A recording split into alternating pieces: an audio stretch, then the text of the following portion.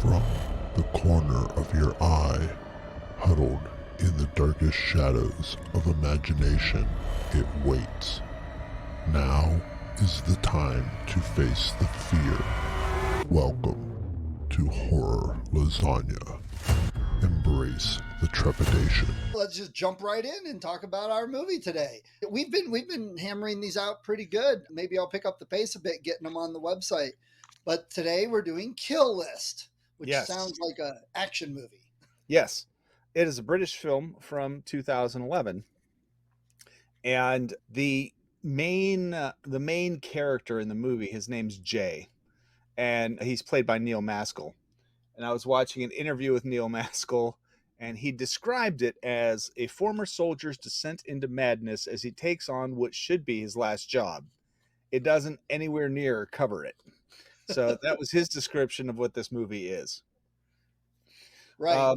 I understand his description, but yeah, it doesn't really cover it. And actually, this is one of the few films that I didn't feel the madness was very explicit, if that's what they were trying to show. It seemed pretty straightforward. Yeah, it's pretty just straightforward PTSD is what it is. Yeah. And people who are leaning into that to make a profit. Yeah, which really it describes Beau is Afraid a bit also.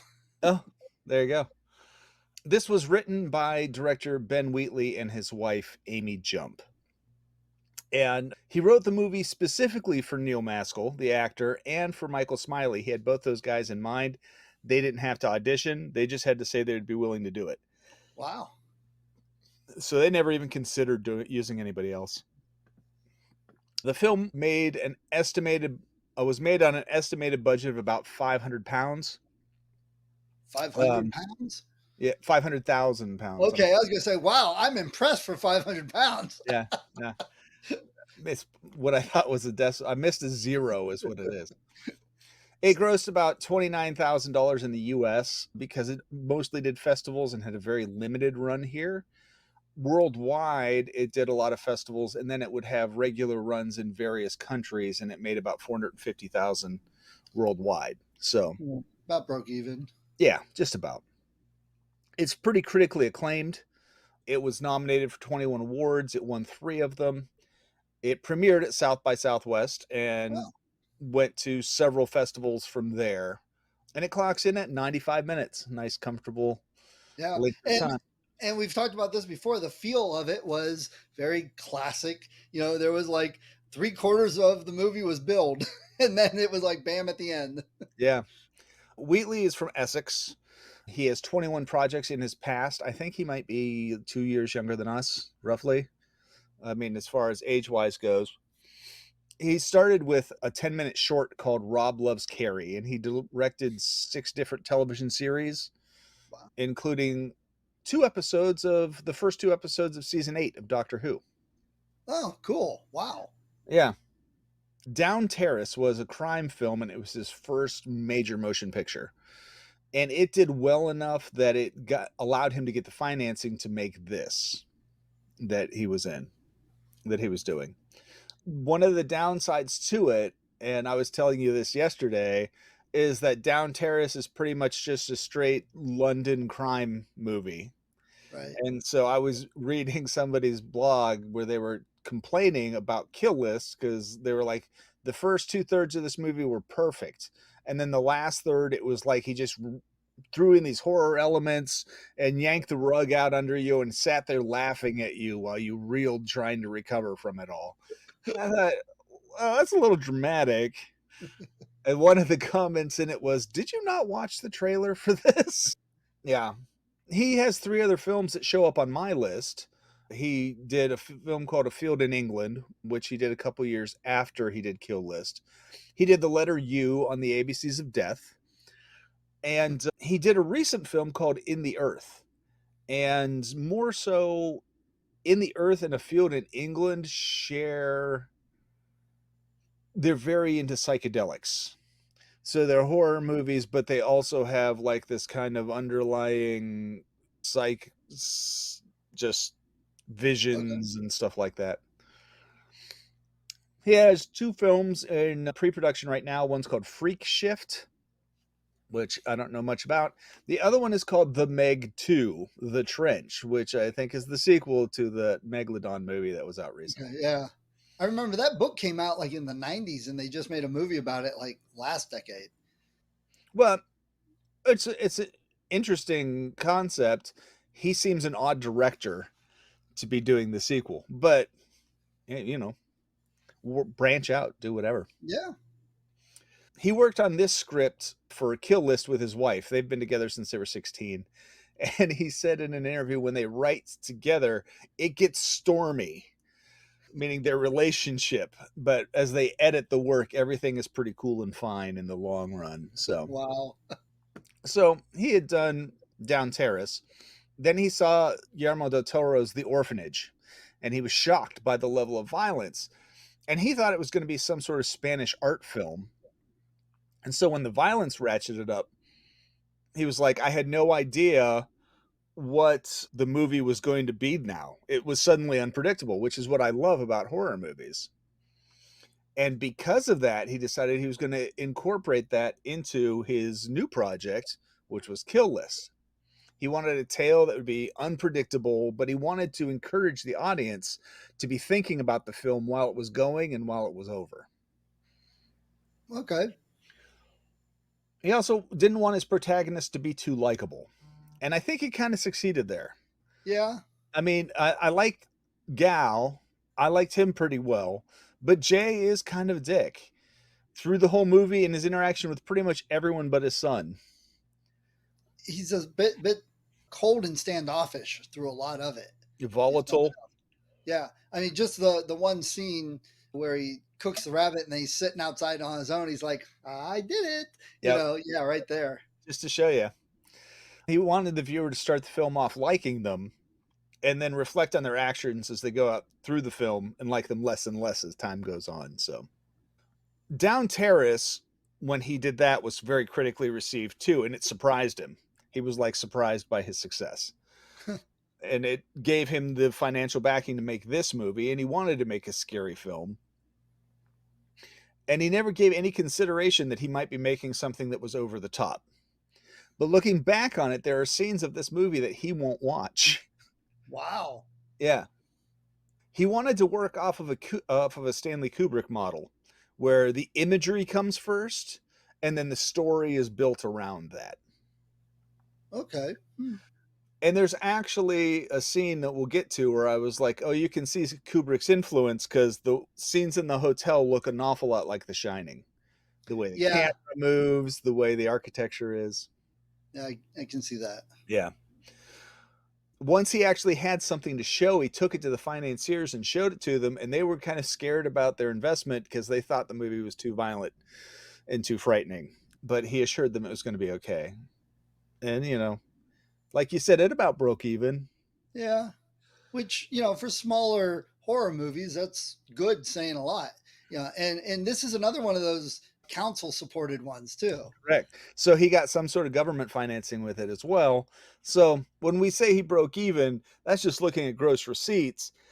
The investment money that came in, I mean, not the investment money, but the lottery money that came in probably took up, you know, a decent chunk of that. So he actually was profitable. That's before it goes to streaming and right. DVD. Which is not all over, but it is out there. Yeah, it is. Neil Maskell plays Jay. Wheatley wrote the part with him in mind. He's been in 115 other projects, but he's very, very British based. And I think one of the main reasons is that accent that you hear him have in this film is legit. That's how he talks. And so it would be kind of hard to put him into any kind of mainstream film that's going to play in America because there are times where his accent's so thick you have a hard time understanding what he's saying. Yeah, I absolutely thought that. And the sound was a bit soft overall. I had to turn it up a bit more on this one, which, you know, could have been where I was watching it or whatever too. You never know. But yeah, if any of you listening to this have some sort of preconceived notions of what EastEnders is and what it sounds like, he was in EastEnders and he sounds like he's from EastEnders. He was in the British version of Shameless. I didn't know that Shameless was a British, I don't know if it's an import or an export from us. He was in Drunk History UK, which I can see him doing, and Peaky Blinders, which seems to kind of be up his genre. Yeah. As far as films go, he was in Basic Instinct 2. Again, I didn't even know they made a sequel to that movie. And you probably still don't care. Yeah, I'm not going to go watch it, but I am curious to see if they made it. And he was in the 2017 version of The Mummy. So, Oh, okay. I love that movie. I'll have to try and catch him where he's at. yeah. He doesn't like horror movies. He went and he saw an ad for Scary Stories to Tell in the Dark, and he just said he wasn't going to go. He's not going to go see that because it's so funny because he plays such a hard ass in this movie. Yeah. And those kind of movies just freak him out and they give him bad dreams, so he doesn't even bother going. Well, you know, actually, there have been multiple times you hear an actor say, "Yeah, I don't really like scary movies, but you know, I've been acting in a few." Yeah, yeah. Interesting. Well, and it's also funny because he stars in a lot of the movies he's starred in that we've never heard of, are like Rise of the Foot Soldier and The Englishman, and one called He Kills Coppers. So almost every time his mom hears that he's in a new film, she hates it because, as she says, he's not a thug. He's really sweet. Oh, that's hilarious. Yeah. So he has one upcoming film. It's a short called The Departure. And when we talk about the next actor, Michael Smiley, Ben Wheatley says if there was a BAFTA award for swearing, Neil Maskell would win it. But Michael Smiley, he's from Belfast, Irishman. He's been in 108 different projects. Lots of them we won't know. And again, a lot of times he's cast as a thug. He was in Shaun of the Dead, Law and Order UK. He was in Down Terrace. He was in the ABCs of Death, an episode of Black Mirror. He's in Wheatley's next film, A Field in England. He was in World's End and an episode of Doctor Who. If you haven't done it yet, go back to season 3 and watch The Hallow, because he's the police officer, the Garda, in that movie. Oh, okay, nice. Yeah, so we've seen him before. He's also been in other films like The Lobster, which is a perfectly bizarre film. He was in Rogue One, which, looking Wow. at your background. Yeah, nice. He was in The Nun and Gunpowder Milkshake, a film I just watched called Censor, and he's got 2 in production, one called Bookworm and one called Obituary. It's a lot of good movies. Yeah. He's been in. Yeah, he's seems to be far more international working than Maskell was, Neil Maskell. Mianna Buring plays Shell. She was born in Sweden, and she moved. She was born in Sweden. She moved to Oman as a child. Was raised in Oman, and at 14 she moved to the United Kingdom. Wow. Okay. So she's been around a lot. She has a film in post-production called 97 Minutes, and she's been involved in 62 projects. And some of these, I'm not going to say some of these, a lot of these, I'm going to mention them, and you're going to be like, you're kidding. And it's mostly because the color of her hair. They really bleached her hair out. She was in The Descent 1 and 2. Okay. Which means she's the protagonist who goes into the cave, survives the cave's monsters, gets out, and then the police take her back in. And I would have never recognized her. Yeah, it's crazy. She was in Grindhouse, The Devil's Playground, The Twilight Saga. She's been in such television programs as Doctor Who, Downton Abbey, and The Witcher. If you watch The Witcher, she's Tisea, who is in the show, she's the headmistress of all the sorceresses. Oh wow. Yeah, I wouldn't have recognized her at all. Yeah.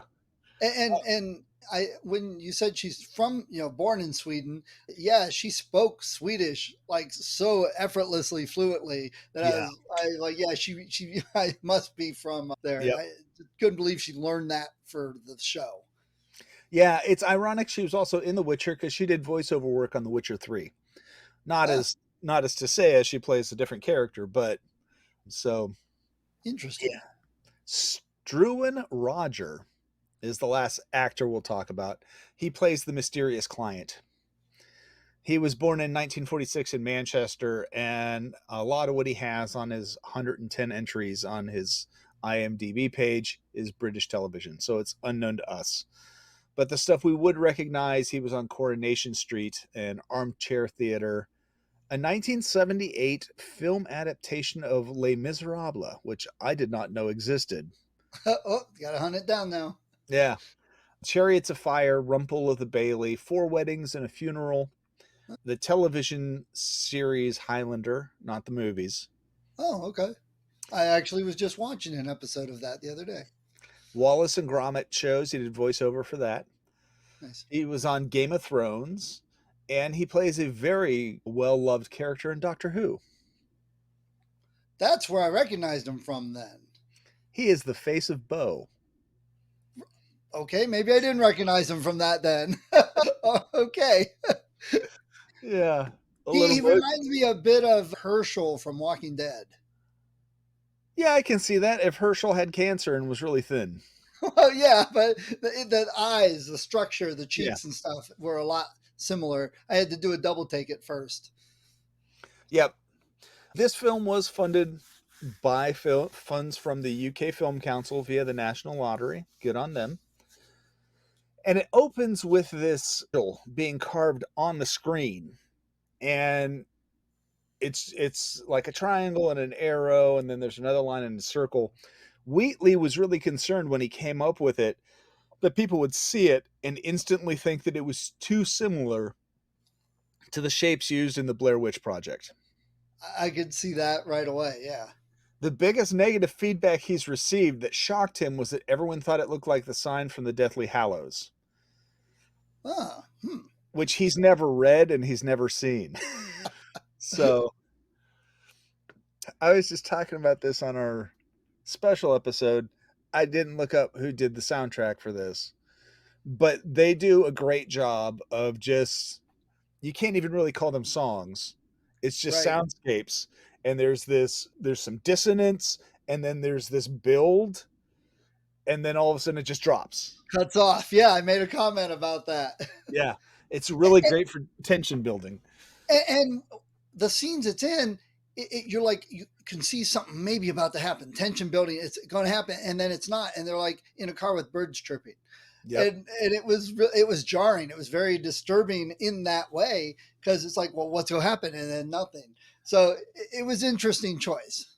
Yeah, and there are times where it is the tension sounding thing is building, and then it seems like nothing happens, but it's actually building because the scene you're watching is referring to something that happens later in the film. Yes, and that I kind of figured, just knowing how those things usually work.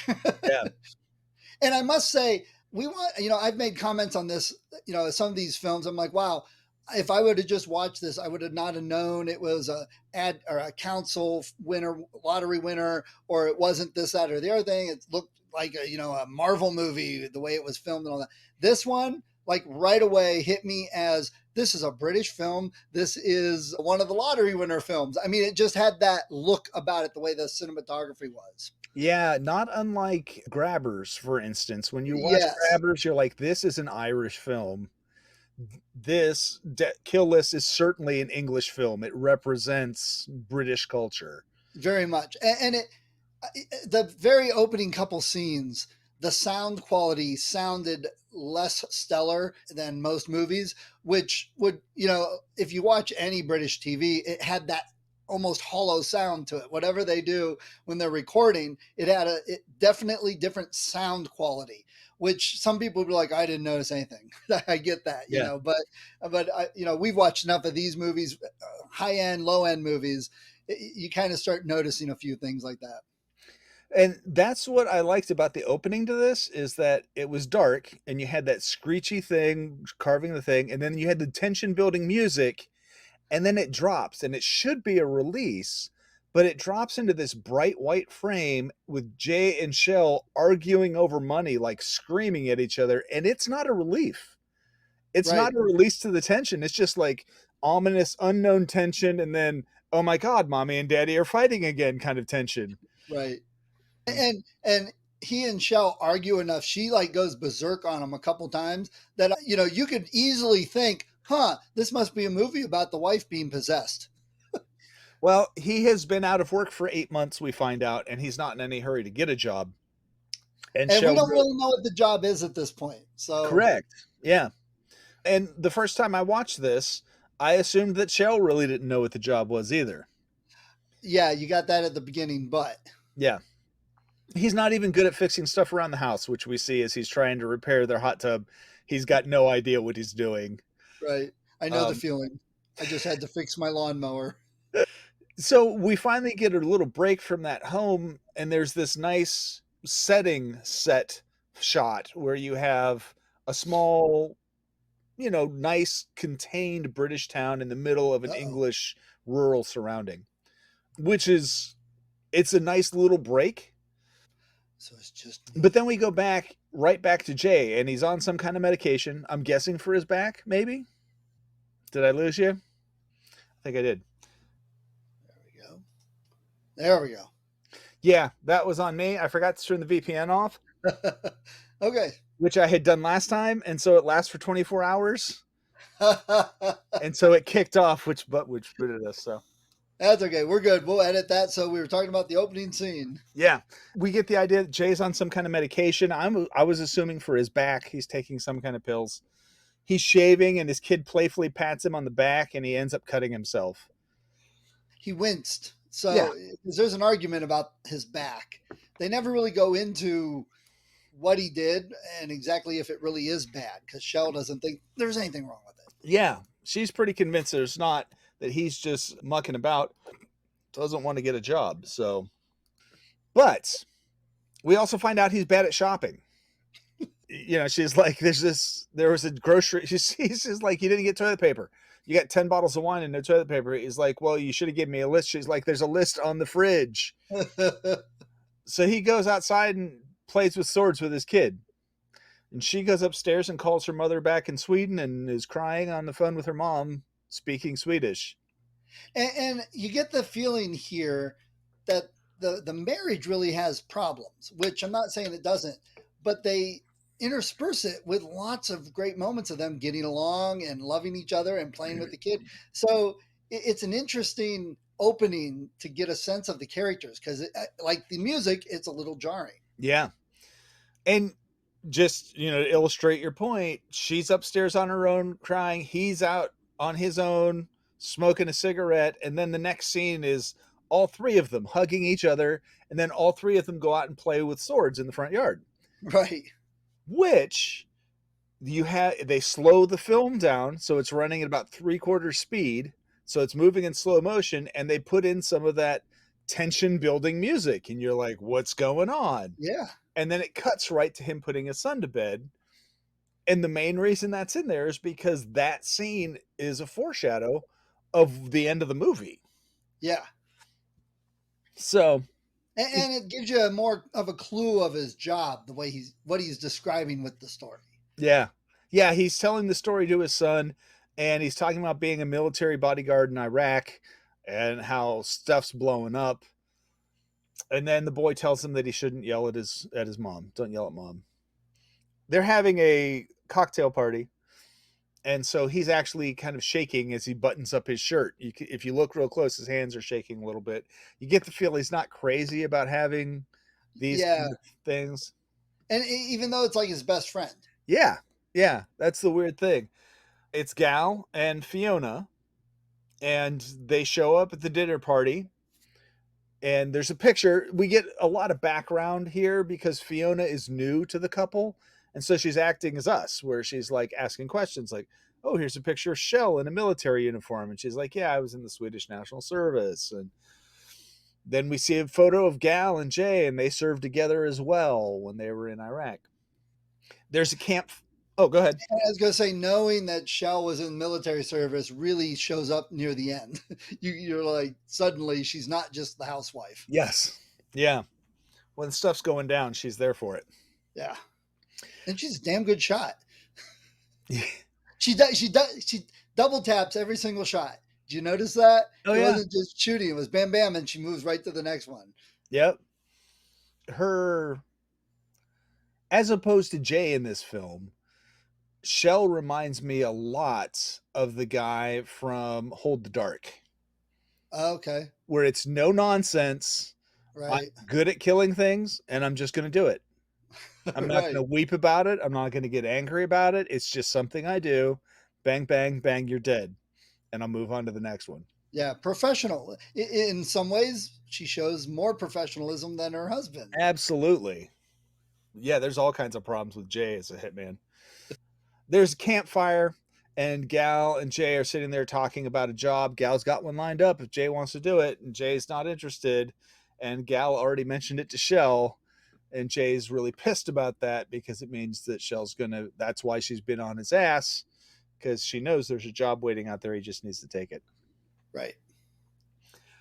At dinner, we find out that Shell's not religious. Fiona heads off to the bathroom, and when she gets back, we get some knowledge about Jay's last job. He tells her he was doing IT, which makes me wonder about you now. Keep wondering. Yeah. He was gone for 3 months. Fiona says she's a corporate hatchet man. It's her job to get hired in to go in and basically fire people. She takes a jab at Jay over work, and then Gal kind of jumps on, jabbing at Jay. And the conversation seems kind of politely contentious until Jay's just had it. He flips his plate over, and then he pulls the tablecloth off from underneath the things and says abracadabra, and then storms out of the room. Wheatley's wife wrote that scene based on her remembrances from childhood. So she grew up in a very happy household. Obviously, they say write what you know. Yeah. And if you are ever going to pull a tablecloth off a table, you're supposed to pull it down, not up. Right. You have a better chance leaving the plates. But I think he wanted to make a mess too. Yeah. Jay and Shell start yelling at each other, and it's one of those ridiculously awkward situations where you're in public and your buddy and his wife are over there screaming at each other. You're like, okay, what do we do? But fortunately for Gal, he sees Sam in the foyer. And so he picks the little boy up and takes him back upstairs and tucks him back into bed. Then we see that the cat is on the table eating the leftovers. Shell and Fiona are talking, and Jay's out smoking in the garage, and Gal joins him. Jay says he's interested in the job now, asks if it's local and how many are on the list. And Gal says there are 3, and if you're wondering what kind of list it is, Gal pulls out this big-ass gun out of a case in Jay's garage, and that pretty well seals it for you. Yep, I even said, well, now we know what the job is. It has guns. Yep. It turns out that Jay's last job was probably a hit in Kiev, and it went really badly for one reason or another. So everybody seems to be past it. In the next scene, everyone's laughing. They're having a nice time. They're telling jokes and stories and dancing. And he apologizes to Shell. Fiona and Gal kind of wrestle around. And then you have this kind of love song while they're dancing. And then there's a cut to Fiona in the bathroom. And she takes the mirror off the wall, carves that symbol in the silvering on the back of the mirror, puts it back up, and takes the shaving accident bloody paper towels with her in her pocket, and then leaves. Yeah, that was really weird.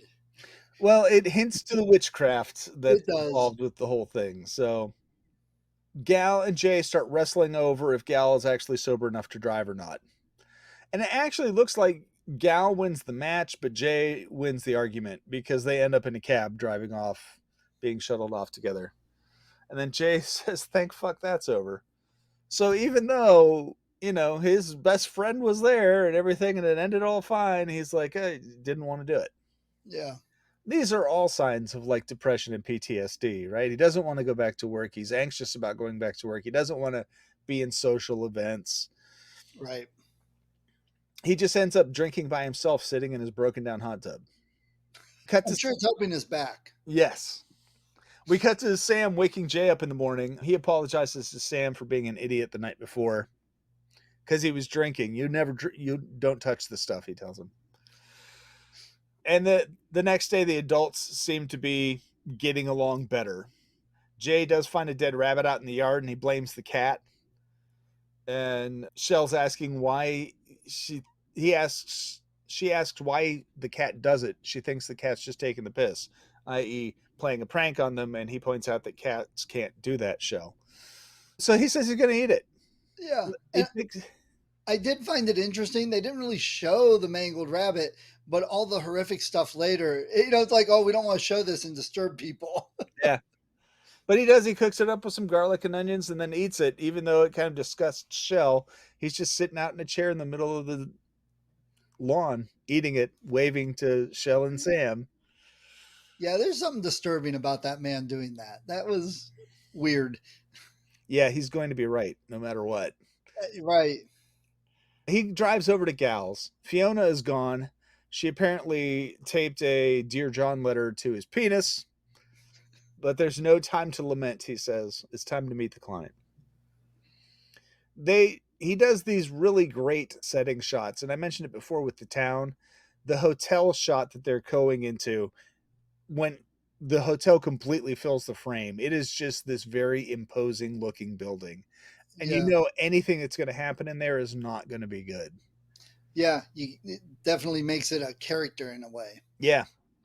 They're getting out of the car, and when they get out of the car, there's a rainbow over their car. And a lot of people like wondering about the significance of the rainbow. It was actually just there when they shot it.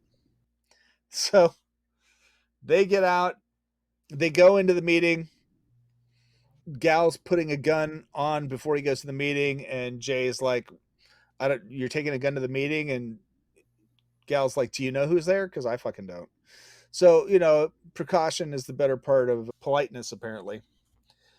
There's this very empty dining room where they meet the client, and then you have this whole Shining like transition as they move through the hotel from the dining room to a guest room, I'm assuming.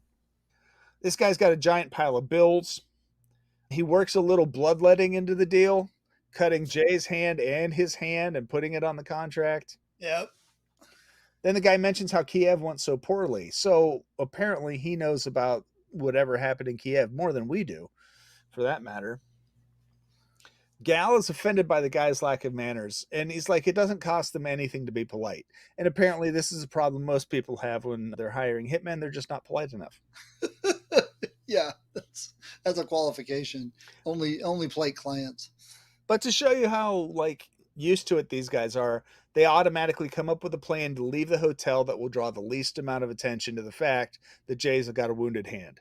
So Shell's going to Gal's going to walk on one side, blah, blah, blah. And so here's where our previous conversation comes in. Wheatley originally had a theory about this movie of being an anthology almost, where you would have something that ties these stories together at the start and ties the stories together at the end, and then you have basically 3 separate short movies in between. And so he saw this kind of that way. He goes back to home. He's got this money. Someone's fixing the hot tub now. Life's good. He dresses really nicely to go kill somebody. Hitmen always dress nice. Yes. And as stormy as the relationship is, he seems to love Shell and his kid. Gal is hitting on the girl at the hotel as they're checking in. Jay's card is declined, so he goes off to yell at Shell about that. Gal pays for the room, and they decide to do it right. They're not just going to drive by and shoot the guy. They're going to surveil him. And the thing about the card, they made it sound like the card was from the client that supplied the card with the money for the room or something, or they were waiting for the transfer of money or something like that. I was like, that's interesting, but yeah, it's not a major part of the movie.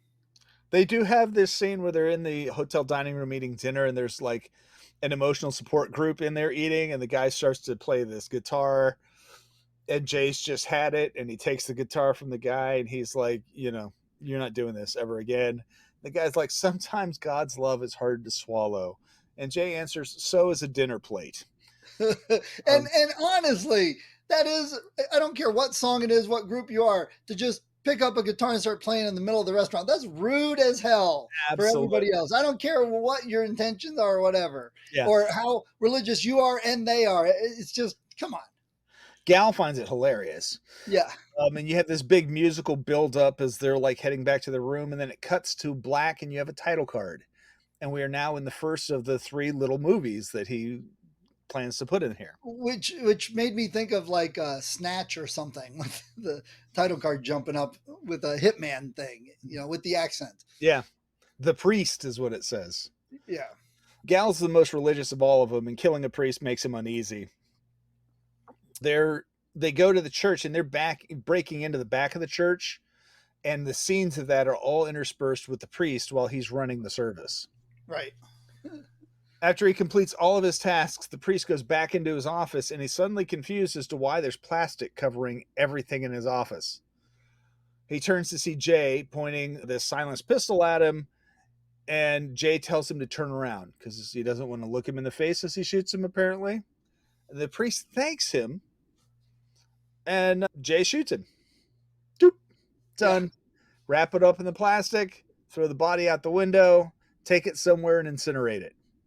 Number 1, down. But you got that little hint. Why the heck did the priest say thank you? Thank you, yes. He goes back to the hotel and he calls Shell, and they talk. And it seems as though she's, right about here is where you realize, oh, she knows what he does for a living.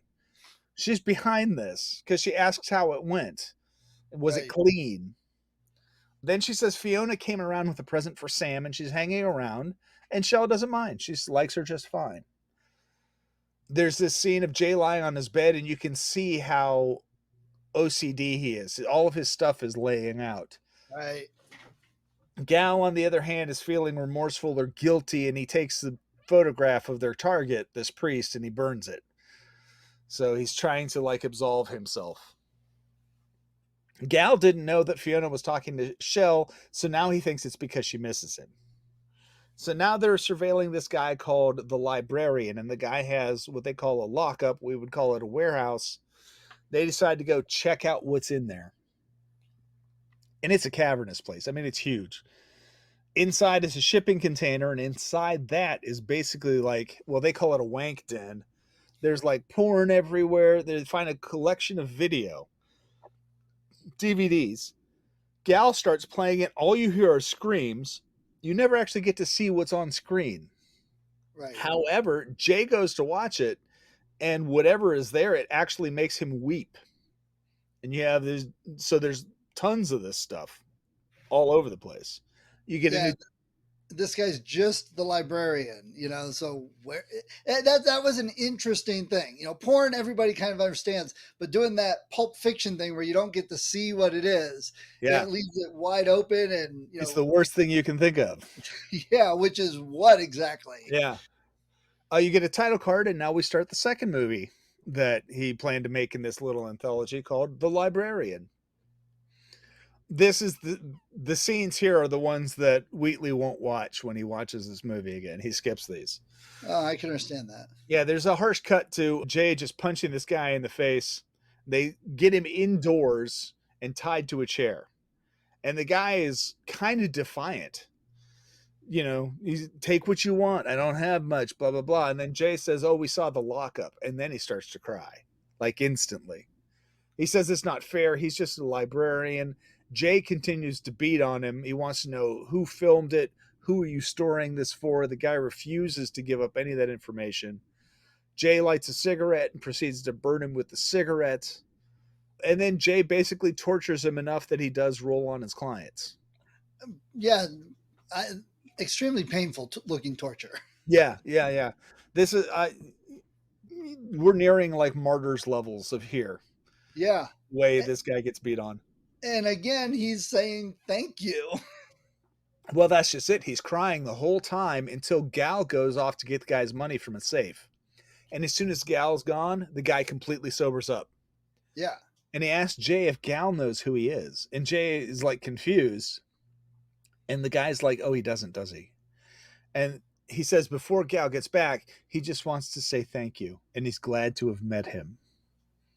And that puts Jay over the top. He grabs a hammer and just starts wailing, hits the knees first, then a hand, all while this is happening, Gal is in there pulling out a huge stack of cash out of this safe in this really thick file that he pulls out.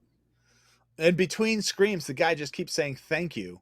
Gal doesn't even want to go downstairs to see what's going on. He just sits upstairs while the screaming's going on, and then Jay bashes the librarian's head in with a hammer. That's really gruesome looking too. Yeah. Yep.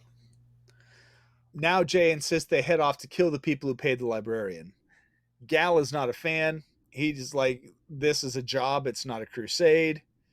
So then you got to wonder, what the heck was on that video to make a hitman want to do this for free just to get revenge on people that he doesn't even know, anyone in the video. So yeah. Yeah.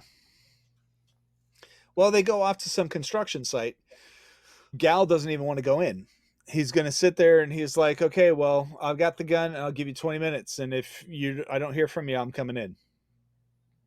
So he waits and 20 minutes goes by and he goes in and there's a dead dog and a tea kettle's going off. And there's this guy in this other room that Jay has just been beating on for a full 20 minutes. Then he just shoots him. And he's like, was that 20 minutes? Like, I was having such a good time. I didn't even pay attention. He gets cleaned up and they build a bonfire and burn the whole lot. So he says he shouldn't feel bad because they are bad people who deserve to suffer. Which, if you're putting that as the bar. Define it, yes. Yeah. Back at the hotel, he looks out his window and Fiona is in the field below waving at him. And it has kind of a dreamlike quality and he doesn't mention it, so I'm assuming it was a dream. Yeah, and then you really got to start wondering about him. When you're starting to see illusion, you lose track of time while killing somebody, and then you start seeing delusions of people. Yeah. Yeah. The next day, Gal drops him off at home. Fiona's there hanging out with Shell. He takes his shirt off and he finds that the cut on his hand is infected, and the infection has run up his arm. So he's off to the doctor's. The doctor seems much more interested in his psych profile than he is his hand. He doesn't even want to look at the wound on his hand. And it turns out he's not the usual doctor that Jay gets. And he gives Jay this advice. He says, the past is gone. The future is not yet here. There is only ever this moment. Gives him some drugs and sends him on his way. And Jay never seems to stop and think about what was up with that. Yeah, you're starting to get the picture that there's some undercurrent, something going on. There's some people that we don't really know about yet. I mean, it's clear as the movie viewer if you're really paying attention, though it's done still very subtly that you don't know what's going on yet. Yeah, it kind of reminds me of Midsommar too, where you're like, what are these guys on this whole time? Yeah. Because we know that Fiona put some sigil on the back of his mirror in the bathroom. We don't know what that's actually doing to him every time he looks in the mirror. Right. I mean, it could be rewriting it. So, yeah, it's hard to say. Gal is at home. He's drinking, going through these photographs that he got out of the file folder that he got from the librarian. There's pictures of them watching the priest. There's pagan drawings and an entire file on the incident in Kiev. Jay, unfortunately, and unfortunately for Steve, finds the cat hung on the porch. Well, they already shot a dog. We didn't see it, and that didn't have to hear the animal. That's, totally different level. Jay says he loved the cat. He didn't even realize it till just now. So they're burying the cat. Gal says they got enough cash from the librarian's safe to dump the rest of this contract because all the rest of that stuff in that file was about them, and that's just creepy. They get into an argument. Gal wants out. Jay is on this crusade. He tells Jay he needs help, and Shell is upset that Gal is leaving. And in fact, she's upset enough that she starts wailing on Jay. Her typical reaction, it seems. Yes. Jay and Sam share some time together. He suggests they might even get a dog. And then Sam asks if the cat's in heaven. And Jay is like, ask your Uncle Gal. That's more his line of work than mine. On his return, he says he doesn't want to talk about it. Shell says Gal's about to quit. Oh, I'm sorry. She says Gal's about to quit. He says Gal's gone soft, and that's when she starts hitting him. And she tells him to wake up. We cut to him asleep on his bed, and she is tenderly kissing his forehead. There's this kind of tender conversation where she points out that they may be compromised here, and it seems like he's about ready to believe her. He's calmed down to that point. So he agrees with Gal, and the two of them meet with the client, and the client came with a lot more people this time. It wasn't just him. Right. They offer to get replacements, and the client's like, no good. If you quit, you die, and your families die. And your dog, and your bird, and your fourth grade teacher. Yeah. Stop what we did to your cat. They give him 2 new stacks of cash and a sealed envelope. And the client says they're cogs, reconstruction, so keep turning. And then he and his entourage leave with a little pushing between Gal and a couple of the guys. Shell is at home packing. She takes Sam to their cottage in the woods until the whole job is over. The last person on the list is an MP. It's a member of parliament. They're a local governmental representative. Jay likes that better than the priest. So does Gal. But they start fighting. The two of them start fighting. They're just destroying their living room, their dining room. And when they're done, they just sit around drinking beer, and then off they go to kill the MP. In title card, here's the third part of this movie. It says the MP. They've got these tunnels, and they travel through these tunnels that are underground till they get to this forest clearing. There's a helicopter in the distance.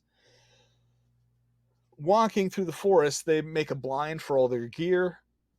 Gal gets a brace of conies, 2 rabbits, and Jay makes tea.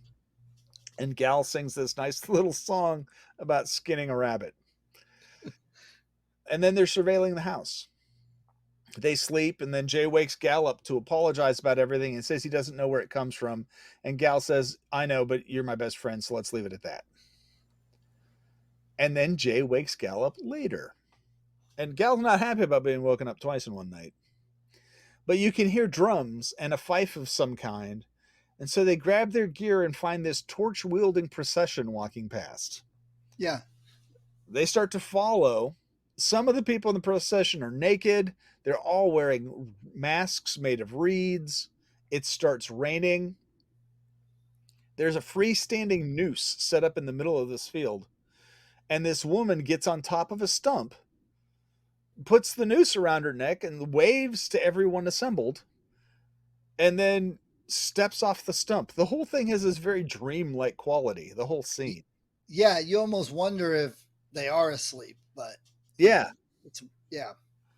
She's starting to strangle to the applause of the audience. They're all like, oh, bravo, well done. Yes.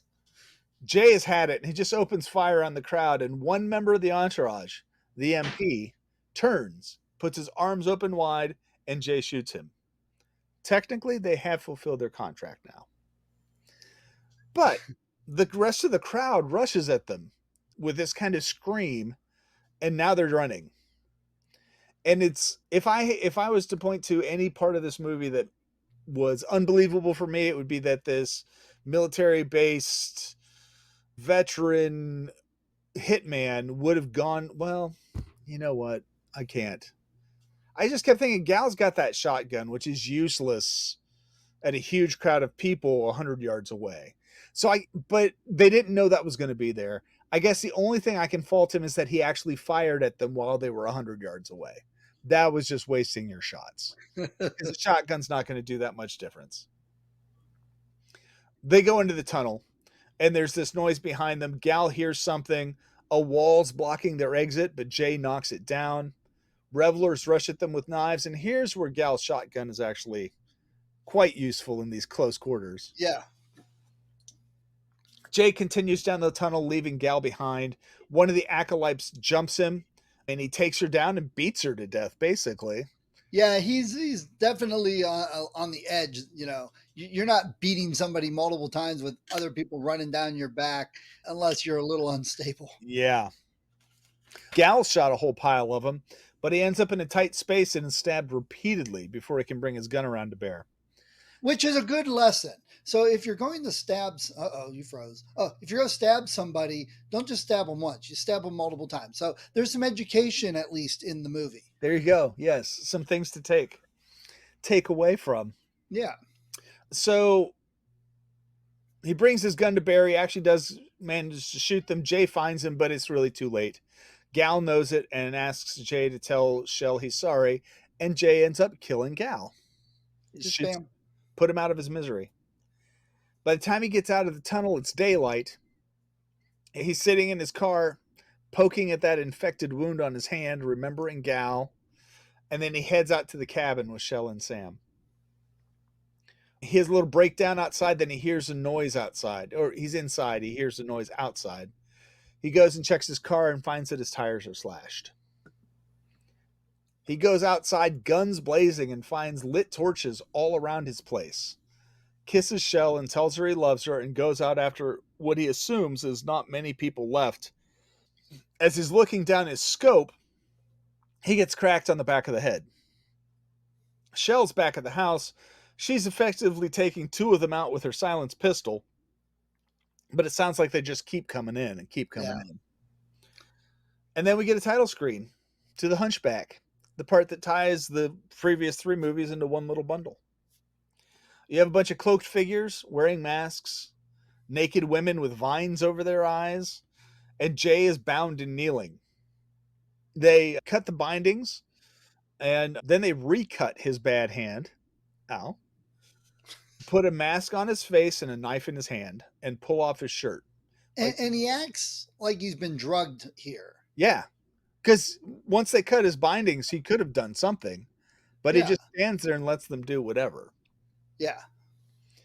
They pull off his shirt. He's thrust into a circle of them, and they give him a knife. So they even arm him, you know? And he's facing this masked, knife-wielding, humpbacked figure. He's kind of defensive. He's taking a defensive stance. He gets a few good stabs in there before he drops the figure and goes after it with the knife. To the applause of the crowd. Oh, no, bravo. Well done. Then he pulls off his mask and he looks around, and several of them remove their masks, revealing the client and Fiona among the group. He reaches down and pulls the Hunchback's mask off, only to reveal it's Shell. Which wasn't a surprise. No, not overly. With Sam on her back. And in his dazed sense, Jay doesn't even realize they put a crown of reeds on his head. And then they start to roll credits. And there's a song at the end. I'm not sure if it's in Swedish or some other foreign language. It wasn't anything I recognized, but it's kind of this little folksy song as the credits roll. And that is Kill List.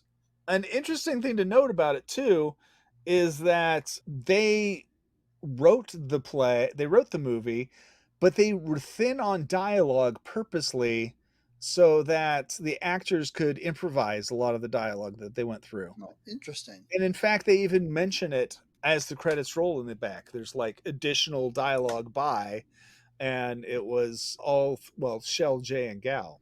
So. Interesting. Well, the movie reminded me a bit of Wicker Man.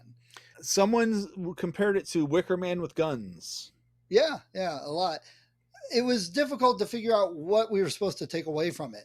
You know, you could argue the whole thing was Jay's descent into madness, if you go with that tact, or it was more like they were looking for the chosen one for their group or something like that, or bringing Cthulhu through the plains by sacrifice and madness. I wasn't really sure what they were trying to bring out in the movie, what they were trying to say. That was kind of the interesting thing to it for me, was that there's this sense of witchcraft and magic involved, but not on a huge dramatic plane. Like, no. You did not see some massive ancient horror tentacle creature in the end, but you got the sense that like the sigils and the bloodletting and stuff actually had some sort of effect.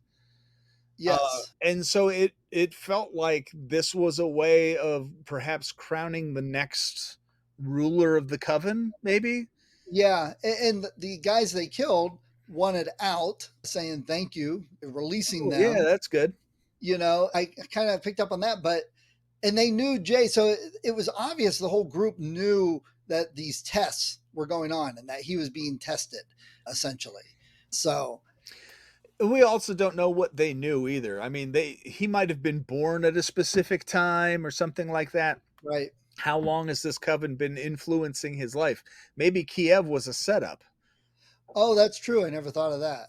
So it's really hard to say. See, this is one, if they make it into an American, they would hit us over the head and explain everything. Yeah. So is the plan we've been working for years in place? Yes. Yes. Yeah. Yeah. All right. So there's Kill List. Yeah. Again, if you like The Wicker Man, this would probably fit right in with your viewing. Yeah. It is kind of like, what did we say? Like, it's kind of like The Wicker Man meets Martyrs a little bit. Yeah. Where there's this secret cabal that's going run by wealthy people. Apparently pain and suffering is part of it. And there's like sacrificial stuff that happens, but it was one of those kind of movies. I kind of think of it more along the lines of The Loved Ones, where it's far heavier than you might think when you just pick it up to watch it. Yeah, it definitely was. It's another one of those that isn't for everybody because it's such a build up to it. And the build up isn't providing any of the scares or horror until afterwards when you think about it. Like you said, there's hints, but it's not anything by itself that really is scary. No. Horrific. I mean, the whole treatment of the librarian is a very painful passage to watch. Yeah. Yeah, the priest, not so much. You see that kind of thing on, broadcast television, but that makes it a good build too. Yeah. Because, the only thing with the priest was when he said thank you and turned around willingly, so that you're like, well, why did he do that? And then the next one gets a little worse, and the last one just all out. Yeah. So it's a good build up in that way. Yep. All right. So Kill List, there we go. What's next? Next is we're taking a trip back to, I believe, the 1970s, a film called The Sentinel. The Sentinel. Awesome. Yes. So it's a sci-fi robot movie, right? That's exactly right. It's a sci-fi robot movie. That's his job. He's a guardian robot. The job in this is having a job and not even knowing you have it. Wow, interesting. So we got some mystery going on with the next one. All right. So look forward to it. Cool, man. Thanks. Yep. The creature slips from perception. Pay attention.